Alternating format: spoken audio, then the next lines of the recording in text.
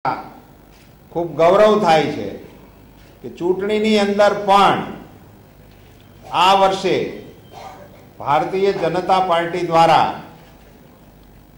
વિશ્વમાં પ્રથમ વખત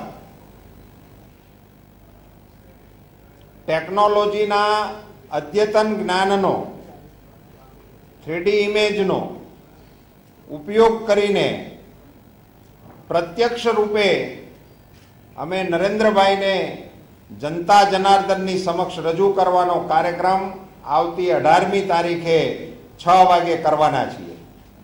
મિત્રો, આ પ્રકારની ટેકનોલોજીનો રાજકીય રીતે લોક શિક્ષણ માટે ઉપયોગ કરવાનું આ પ્રથમ ગૌરવ પણ ગુજરાતને ફાળે જશે। આ પ્રકારનો ઉપયોગ હજી સુધી ક્યારેય આ ક્ષેત્રમાં થયો નથી।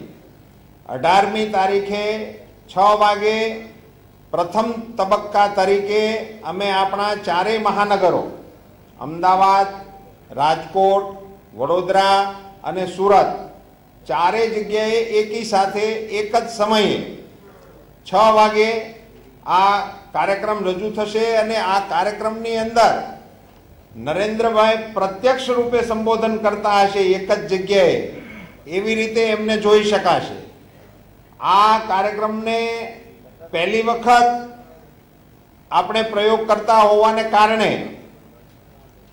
આને કેવી રીતે શબ્દોમાં મૂકવું એ મને એકદમ સ્પષ્ટ રીતે સમજાતું નથી, પણ અપ્રત્યક્ષમાંથી પ્રત્યક્ષ પ્રગટ થતું હોય એ પ્રકારનો ભાવ એ વિજ્ઞાનના માધ્યમથી એ મંચ ઉપરથી આપણે કરવાના છીએ।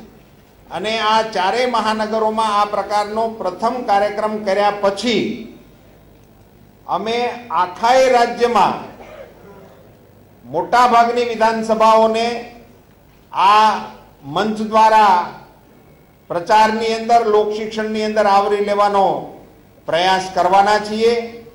એ રજૂ થશે, એ કાર્યક્રમ જેવી રીતે ત્યાં સ્થળ ઉપર આકાર લેશે ત્યારે વાસ્તવમાં આપણને એનો એક આનંદ થવાનો છે એવી અનુભૂતિ મને થઈ રહી છે, જેના આપ પણ ભાગીદાર બનશો। રાજકીય ક્ષેત્રે જે કેટલાક સીમાચિહ્નો નરેન્દ્રભાઈએ પોતાની આગવી દીર્ઘદ્રષ્ટિને કારણે ગુજરાતના ખાતે નોંધાવ્યા અને ગુજરાતના યશને વધારવા માટેના જે કીર્તિમાનો સ્થાપિત કર્યા, એવી રીતે પ્રચારની અંદર અને લોક શિક્ષણની અંદર પણ ગુજરાત ખાતેથી આ પ્રકારનો પ્રયોગ શરૂ કરવાનું ગૌરવ આપણે સૌ નવા વર્ષના આ મંગલ પ્રારંભે આગામી દિવસોમાં કરવા માટે જઈ રહ્યા છીએ। આગામી 18મી તારીખે ગુજરાતના 4 મહાનગરોમાં પ્રથમ તબક્કામાં અત્યંત આધુનિક 3D ટેકનોલોજીના ઉપયોગ સાથે એક કાર્યક્રમની અંદર નરેન્દ્રભાઈ ત્યાં પ્રત્યક્ષ હાજર નહીં હોય, પણ ઓડિયન્સને એવું લાગશે કે નરેન્દ્રભાઈ પ્રત્યક્ષ એમને સંબોધન કરી રહ્યા છે, એ પ્રકારની અનુભૂતિ। અને બીજું, 3D આપણે બોલીએ છીએ તો આપણા મગજમાં એવું આવે છે પેલું ચશ્માથી જોવું પડે, આમાં એવી પણ જરૂરિયાત પડવાની નથી। ઓડિયન્સ એ નોર્મલ રહેશે અને એને એમનેમ જ 3D નો પ્રત્યક્ષ અનુભવ થતો હોય એવું દ્રશ્ય જોવા મળશે।